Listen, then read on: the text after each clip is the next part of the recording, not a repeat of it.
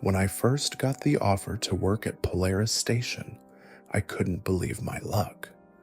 The South Pole wasn't exactly on my bucket list, but the pay was astronomical, and the chance to work with a team of elite scientists seemed like a once-in-a-lifetime opportunity.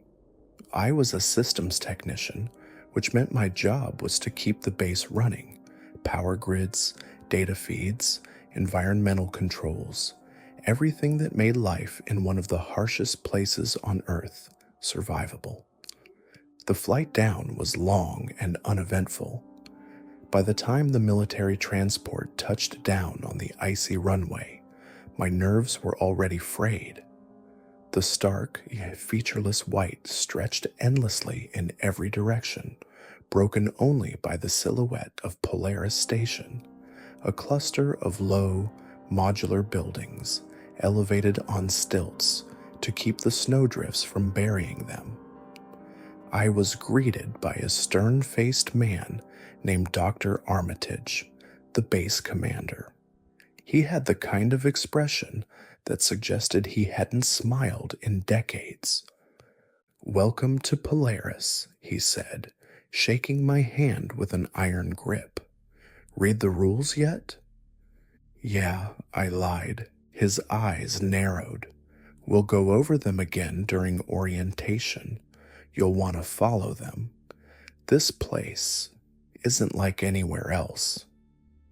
That evening, after a quick tour of the base, Armitage handed me a laminated sheet with a list of rules.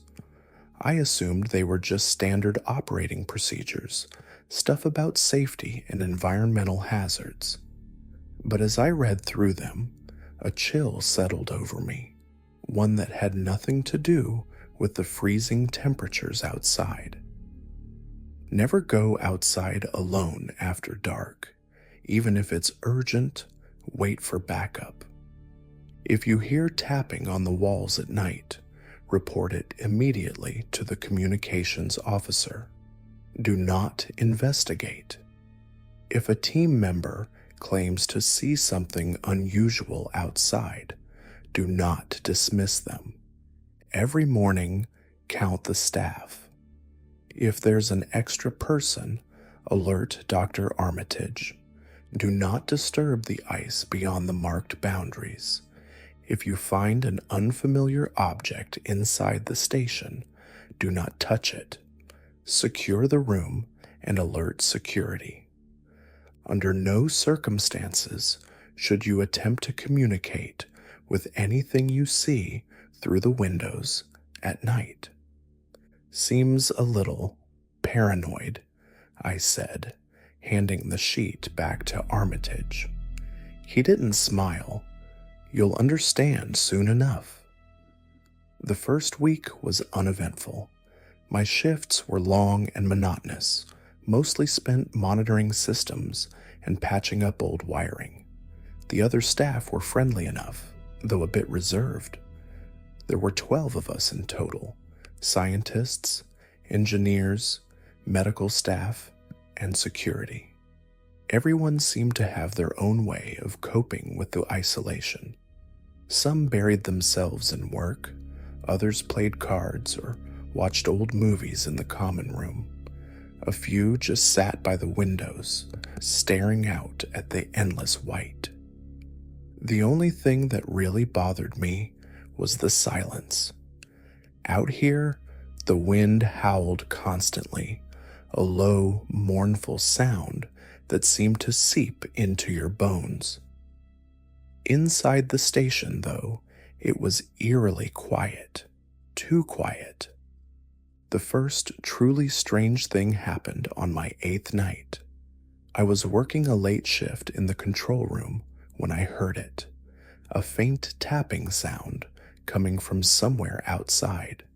It was soft at first, like the wind knocking a loose cable against the wall, but then it grew louder, more deliberate. Tap, tap, tap. I froze, staring at the metal wall. The rules flashed in my mind. If you hear tapping on the walls at night, report it immediately. Do not investigate. I grabbed the radio. Dr. Armitage, there's a noise outside the control room. It sounds like tapping. There was a long pause before his voice crackled back. Stay where you are. I'm sending someone. A few minutes later, a security officer named Miller showed up. He didn't ask questions. He just nodded at me to follow him. We stepped into the hallway, his flashlight cutting through the dim light. The tapping had stopped by the time we reached the source. Miller inspected the wall, then stepped outside briefly to check the exterior. When he came back, he just shook his head. Probably the wind, he said, but his tone wasn't convincing. A few days later, I was sent out with a small team to inspect a weather station a mile from the base. It was the first time I'd been outside during the day, and the vast emptiness was both awe-inspiring and unsettling. The ice stretched out in every direction, broken only by jagged ridges and deep crevasses. Beautiful, isn't it? Said Dr. Harlow, the team's geologist.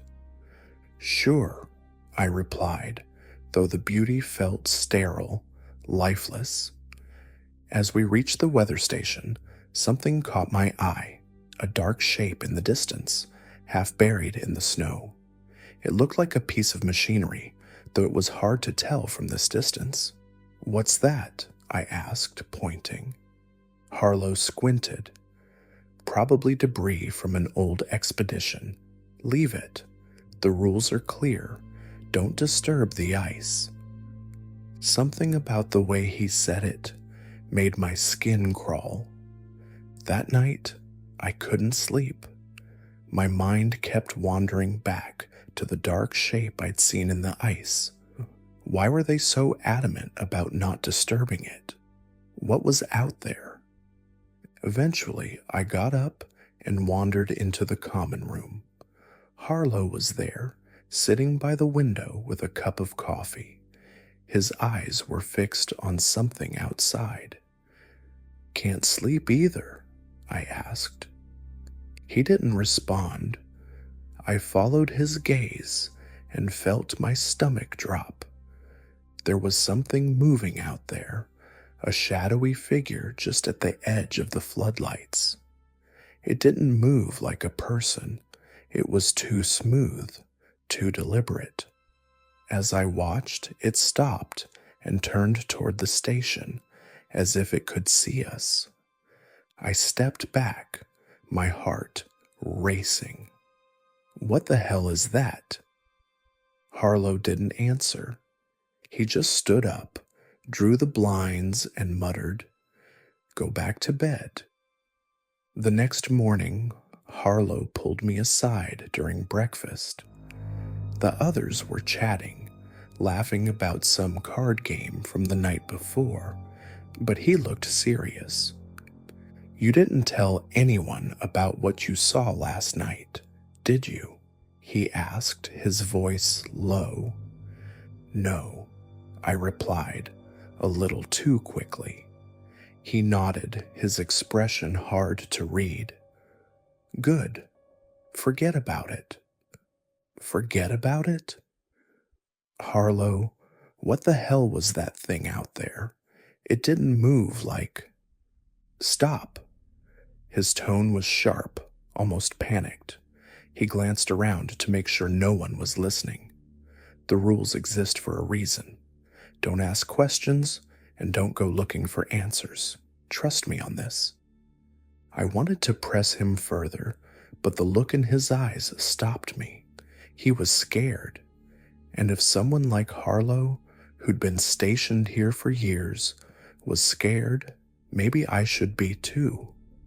The shadow outside the station became a regular occurrence.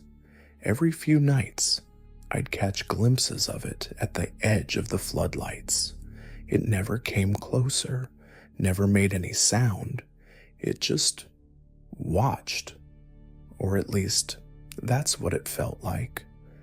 I wasn't the only one who noticed. Miller, the security officer, started doubling his patrols at night, his hand always resting on the sidearm at his hip. Once, I saw him standing at one of the observation windows, staring out into the darkness. When I asked what he was looking at, he just shook his head. Nothing, just the wind. But I knew better. About 2 weeks into my stay, a storm rolled in, a brutal, blinding blizzard that made venturing outside impossible. The station creaked and groaned under the weight of the wind, and the power flickered ominously. During the storm, I was assigned to check on some equipment in the storage bay. As I sifted through crates and toolboxes, I found something strange. A locked metal case, unmarked and covered in frost. It was buried under a pile of tarps, almost as if someone had tried to hide it. Curiosity got the better of me. I grabbed a wrench and pried it open. Inside was a chunk of black, glassy rock, about the size of a football.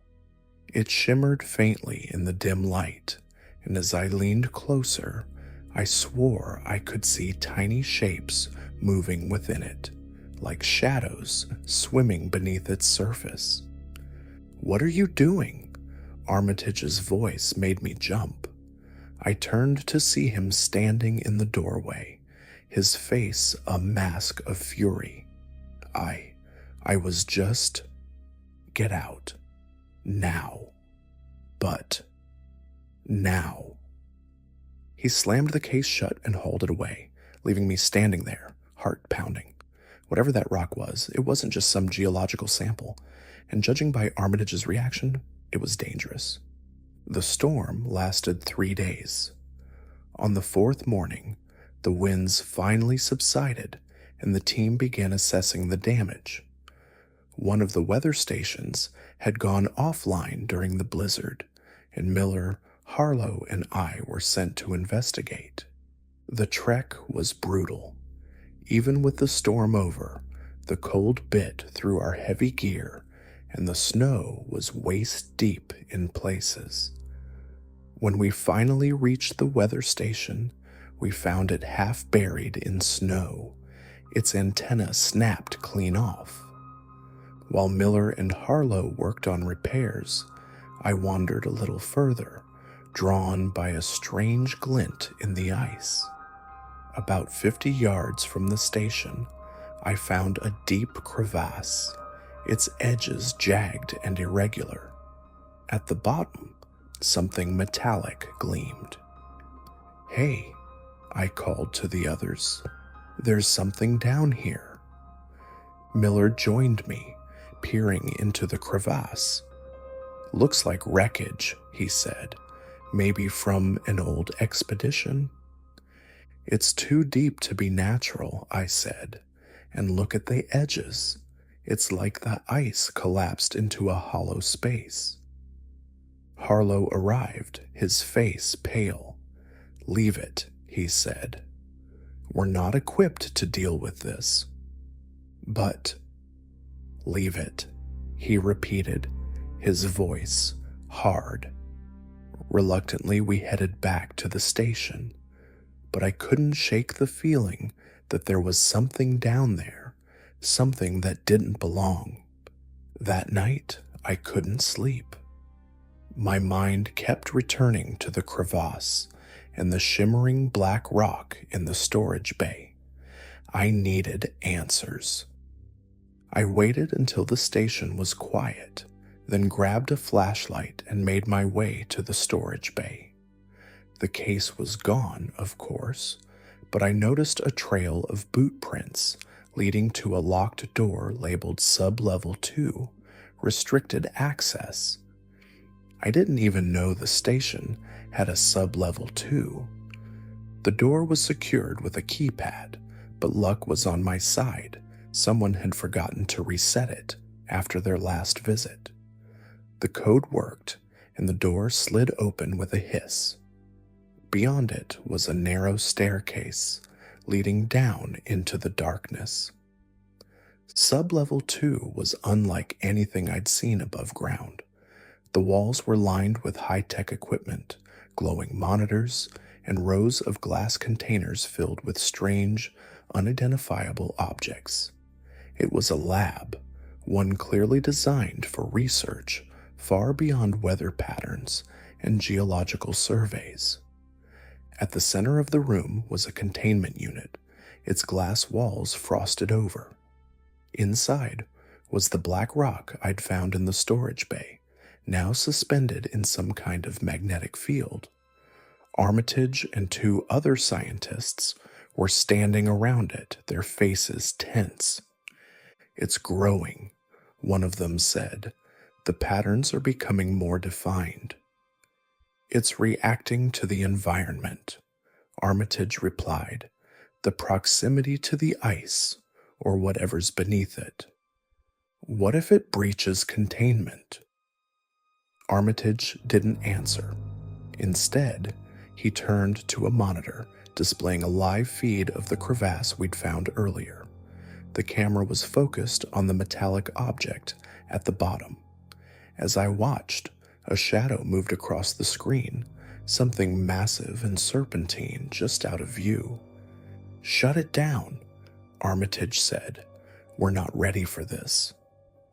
As I backed away from the lab, trying not to make any noise, I heard a sound, a low, resonant hum that seemed to vibrate in my bones.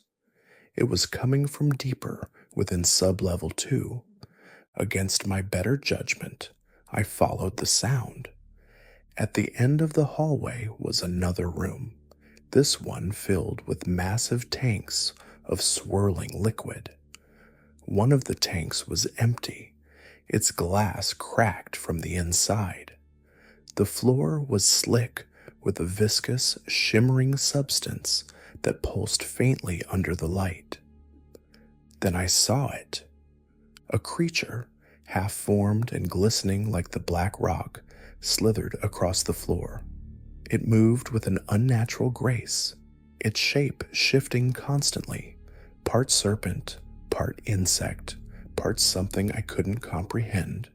It didn't have eyes, but I knew it was aware of me. I ran.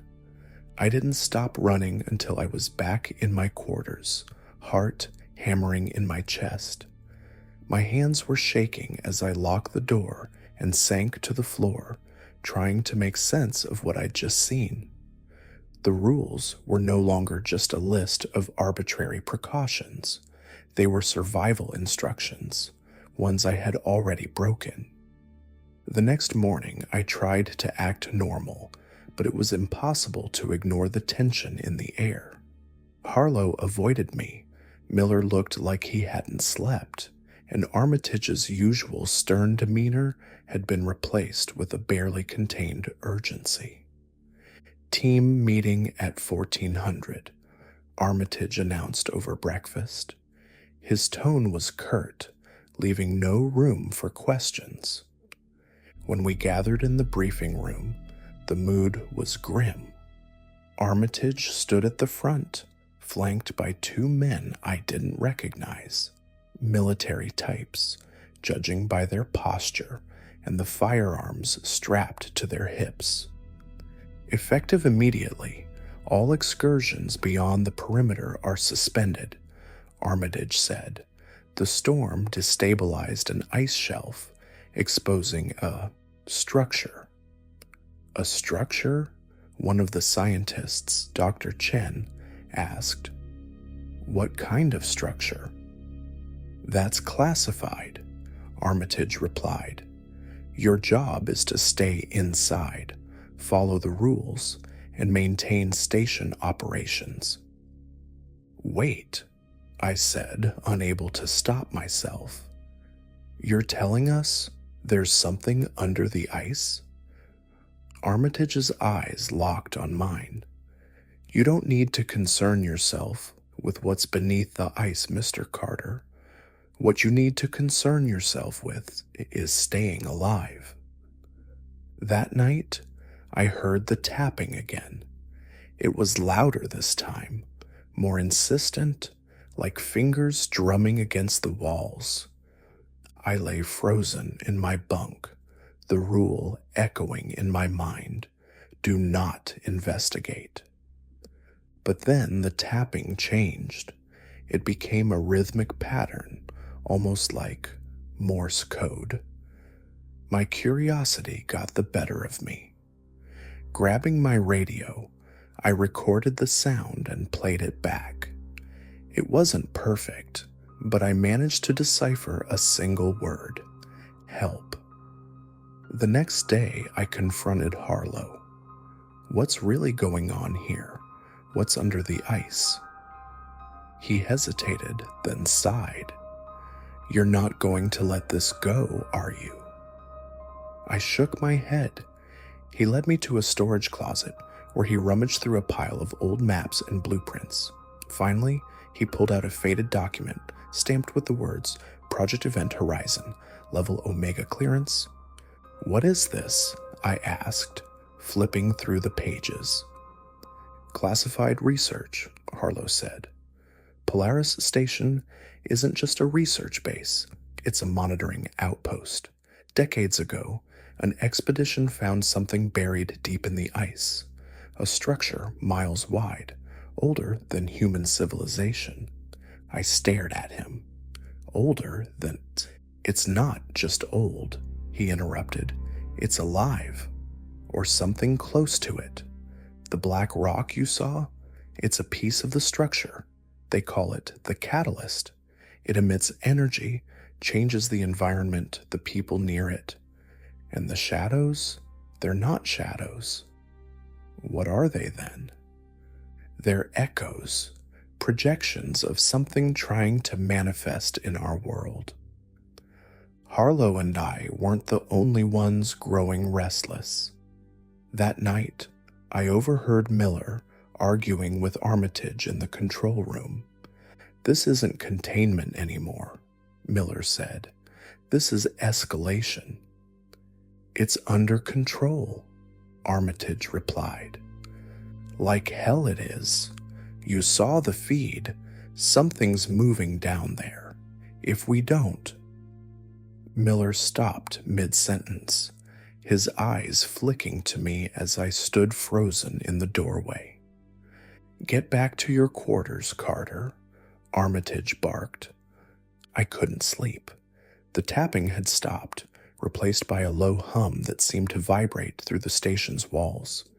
The sound tugged at something deep in my brain, like a memory I couldn't quite grasp. Finally, I decided to go back to sub-level 2. If the answers weren't going to come to me, I'd find them myself. The lab was empty when I arrived, but the containment unit was still there, its faint glow casting eerie shadows on the walls. The black rock floated in its magnetic field, its surface shifting like liquid glass. As I approached, the hum grew louder. For a moment, I thought I saw shapes within the rock, faces, distorted and screaming. I reached out, compelled by some unseen force, but before I could touch it, a hand clamped down on my shoulder. What the hell are you doing? It was Miller. I need to know, I said. What is this thing? Miller sighed and motioned for me to follow him. He led me deeper into sub-level 2, past doors marked restricted and hazard zone. Finally, we reached a massive steel hatch. Beyond it was a cavernous chamber, its walls glistening with frost. In the center was a hole in the ice, ringed with heavy machinery and floodlights. The hole descended into darkness, and from its depths came the hum, louder now, almost deafening. This is what we're guarding, Miller said. What's down there? I asked. Hell, he replied. As we stood there, the hum shifted, turning into a series of clicks and screeches. The floodlights flickered and the air grew heavy, thick with an unnatural pressure. And then I saw it. A massive, undulating form emerged from the darkness, its surface shimmering like the black rock. It was formless, constantly shifting, its edges dissolving into tendrils of shadow that stretched toward the walls. "It's waking up," Miller said, his voice barely audible. "What do we do?" I asked. He didn't answer. Instead, he pulled a device from his belt, a small, handheld detonator. "We have protocols for this." Before I could stop him, he pressed the button. The explosion shook the station, sending me sprawling to the ground. Alarms blared as the walls cracked and chunks of ice rained down from above. "Move," Miller shouted, pulling me to my feet. We ran, the hum growing louder behind us. I glanced back and saw the creature rising from the pit, its form expanding, filling the chamber with a blinding, otherworldly light. When we reached the surface, chaos reigned. The station was in full evacuation mode, but the storm had returned, making escape nearly impossible. "This isn't just a containment breach," Harlow said, meeting us at the exit. "This is an extinction event." The storm outside was unlike anything I'd ever seen. Winds howled like a living thing, battering the station with such force that the walls groaned under the pressure. Snow and ice whipped across the floodlights, reducing visibility to almost nothing. The entire station felt alive, as if the creature's emergence had awakened the very elements against us. Inside, alarms screamed. Red emergency lights cast long, flickering shadows down the corridors. Over the intercom, Armitage's voice barked orders, though his usual composure was gone, replaced by raw panic. "All personnel, evacuate to the hangar. Protocol blackout is in effect." "What's protocol blackout?" I shouted over the noise, as Miller and Harlow led me down a side corridor toward the hangar. "It means they're erasing this place," Miller said grimly. "The whole station, wiped from existence, no evidence, no survivors if we don't get out in time." We were halfway to the hangar when the lights failed completely, plunging us into darkness. The hum returned, louder and more invasive, like it was inside my skull. Then came the sound, wet, slithering, and impossibly vast. A scream echoed from somewhere behind us, abruptly cut off. I turned, catching a glimpse of something massive and amorphous moving through the hallway. Its surface shimmered with that same unnatural black sheen, tendrils stretching out to probe the walls, the floor, the air itself. "We can't outrun it," I shouted. Harlow grabbed a nearby fire extinguisher and slammed it against an emergency panel. The glass shattered, revealing a lever. He pulled it, and thick steel doors slammed shut behind us, sealing the corridor. "That won't hold it for long," he said, breathing heavily. "Then what's the plan?" I asked, panic rising in my chest. "We get to the hangar," Miller said, his voice hard, "and pray the evac transport is still there." We stumbled into the hangar, where chaos reigned. Researchers and security personnel were scrambling to load equipment onto a massive cargo plane idling on the runway. The storm made the engines scream as they fought to stay running. Armitage was there, shouting orders. When he saw us, his face darkened. "Why are you here?" he snapped. You should be securing the containment zone. Containment is gone, Miller said. That thing is loose, and it's coming. Armitage cursed under his breath. This wasn't supposed to happen. The catalyst was stable. What is it? I demanded, stepping forward. What are we dealing with? He hesitated, but the look on his face told me he knew there was no point in lying anymore. It's not from here, he said finally. The catalyst, the structure beneath the ice, it's not terrestrial. It's a fragment of something larger, something older than this planet. You're telling me it's alien? I'm telling you it's worse, he said. This thing doesn't just exist. It consumes. It rewrites reality itself.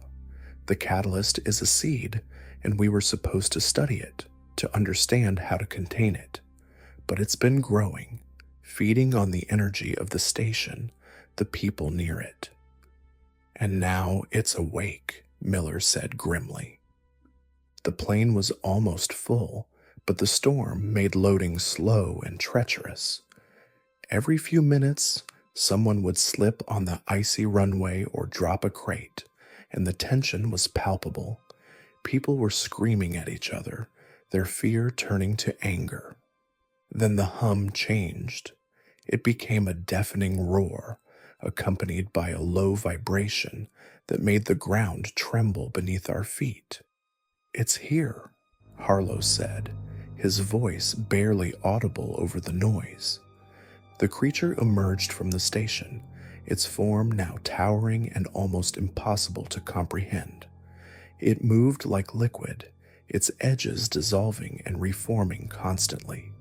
Tendrils lashed out, pulling chunks of metal and ice into its body, which absorbed them like water soaking into a sponge. Someone screamed, and the evacuation turned into a stampede. People tripped over each other in their desperation to reach the plane. A tendril shot out, wrapping around one of the researchers and dragging them back toward the creature. Their screams were muffled as they were absorbed into its shimmering mass. Go, go, go, Armitage shouted, shoving me toward the plane. I climbed aboard, my heart pounding. Miller and Harlow followed, helping pull up the last few stragglers as the engines roared to life. The pilot was yelling over the radio, demanding clearance to take off despite the storm. We don't have time for clearance, Armitage shouted. Take off, or we're all dead. The plane began to move, its wheels skidding on the icy runway.